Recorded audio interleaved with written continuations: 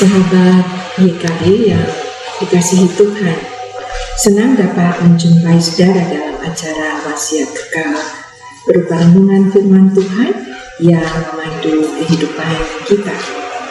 Saya Pendeta Emeritus Bermince Naomi dari GKI Taman Cibubur, Bandung.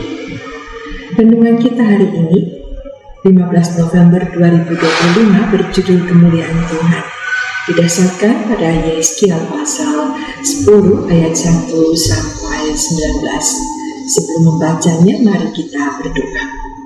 Bapa yang Maha Baik, kami meyakini firman-Mu menuntun hidup kami untuk selalu searah dengan rencana-Mu atas seluruh hidup kami, yakni memuliakan Engkau selalu.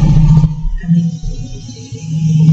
Saudara, yang akan menjadi pusat renungan kita adalah Yeskiel pasal 10 ayat 18 yang berbunyi, lalu kemuliaan Tuhan pergi dari ambang pintu bait suci dan berhenti di atas kerub-kerub.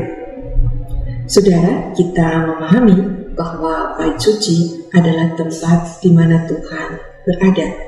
Dengan demikian, kemuliaan Tuhan menjadi identik dengan bait suci. Tidak mungkin bait suci tidak diliputi oleh kemuliaan Tuhan. Namun, bacaan kita hari ini justru berjudul Kemuliaan Tuhan meninggalkan bait suci. Mengapa itu bisa terjadi? Nabi Yeskiel memaparkan penglihatannya mengenai kerub-kerub atau makhluk surgawi. Dikatakan bahwa kemuliaan Tuhan pergi dari ambang pintu bait suci dan berhenti di atas kerub-kerub. Kemuliaan Tuhan tidak lagi nampak di bait suci karena umat Israel yang seharusnya hidup menjalankan perintah Tuhan justru hidup dalam kejahatan dan dosa. Saudara, hidup kita seharusnya memancarkan kasih dari kemuliaan Tuhan. Saat kita hidup dalam dosa dan kejahatan, kemuliaan Tuhan pun tidak tampak dalam keseharian kita. Ketika kita mengumbar keinginan daging, bernafsu memenuhi keinginan diri, serta sibuk dengan diri sendiri, kita harus berhati-hati.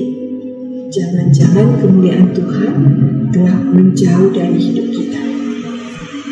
Saudara, seharusnya hidup anak-anak Tuhan mencerminkan kemuliaan-Nya. Namun, jika kita sebagai anak-anak Tuhan tidak menghidupi firman-Nya dan melainkan membiarkan hidup kita dikuasai oleh keinginan dan nafsu semata, kita harus waspada.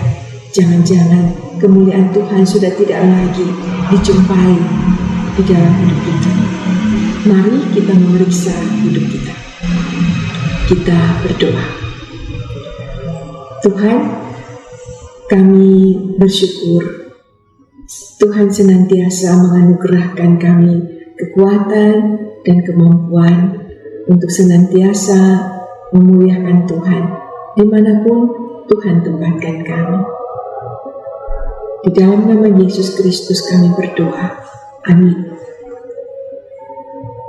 Demikianlah renungan kita hari ini. Jangan lupa subscribe, like, dan bagikan kepada yang lain. Tuhan Yesus memberkati kita semua.